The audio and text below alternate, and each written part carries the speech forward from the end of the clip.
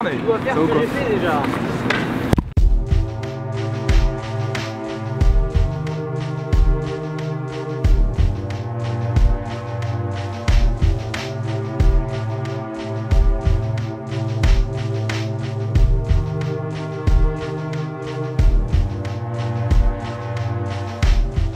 Bonjour, c'est votre youtubeur Label Rouge préféré et aujourd'hui, troisième jour qu'on est au festival d'Angers Premier Plan, on ressort de courts-métrages d'école européens. On a vu un peu plein de trucs, genre des films suédois, des films tchécoslovaques, enfin tchèques et slovaques parce que ça n'existe plus trop la Tchécoslovaquie, mais en vrai c'était très intéressant. Mais c'était chiant. Il y avait des bonnes idées, mais c'était très cliché. Genre le film suédois qui est très lent, qui parle d'une histoire familiale où t'as pas de dialogue, honnêtement j'ai dormi. C'était joli en tout cas. Mais en fait c'est un peu une belle leçon d'humilité parce que c'est très joli, mais tu vois que c'est genre compliqué de faire un truc qui accroche, tu vois. T'as beau voir les différences culturelles, genre je sais pas, moi j'accroche pas du tout. C'est peut-être juste parce que on est un public qui a des attentes qui est pas forcément les mêmes que celles pour lesquelles ces films ont été faits.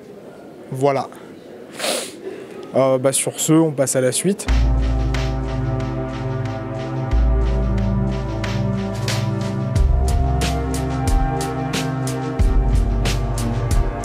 On n'a pas des masses de temps, mais on ressort de Maya, de Mia Hansen Love, qui est celle qui organise le festival. C'était, comment dire, très décevant. Il n'y a que ça à dire. C'est un espèce de truc où tu as un aspect documentaire qui peut être exploité mais qui n'est pas exploité, tu vois. Attention le poteau derrière toi. T'inquiète. Et en fait ça pourrait très bien passer en court métrage. C'est-à-dire que si ça durait peut-être 15 minutes, une demi-heure, ça serait pas mal, ça serait vraiment pas mal. Mais ça dure pas 15 minutes, une demi-heure, ça dure peut-être 1h30, 2 heures. Et c'est décevant, mais à un niveau. T'es là, t'as un moment où tu te dis ça va être la fin, ça peut être super. T'as une putain de maison en feu, je spoil, j'en ai rien à carrer, t'as une putain de maison en feu, tu te dis genre, vas-y, là tu mets le générique, c'est classe, c'est la fin, tu comprends? Et bah non, t'es obligé de rajouter une demi-heure où t'as des plombs où il se passe pas grand chose. Et ça me vénère. Voilà, mais sinon c'était assez joli quand même, parce qu'en point positif, c'était joli, et c'est tout. Je suis pas fan du jeu d'acteur, je suis pas fan de comment c'est monté, je suis pas fan du scénario, c'est peut-être juste que je suis pas le public, tu vois. Enfin, pour moi c'est non. Peut-être qu'il y a des gens pour qui ce sera oui, mais pas pour moi. Voilà, à bientôt. Là j'accélère.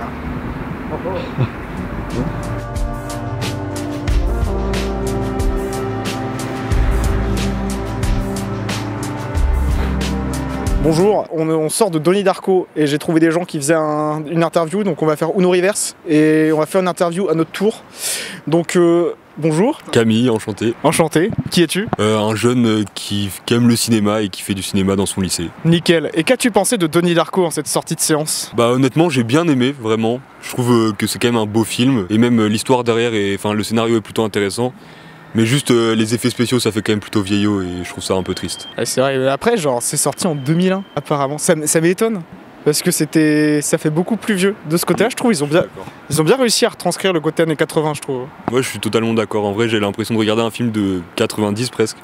Donc, Voilà. Et puis pour nuancer, on a croisé un chef-op qui nous a dit que en vrai, c'était pas si fou que ça. J'ai pas d'autres arguments parce que j'ai pas le temps de développer, mais bonne soirée.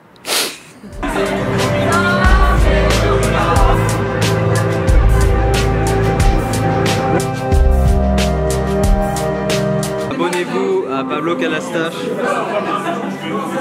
c'est une chaîne de qualité.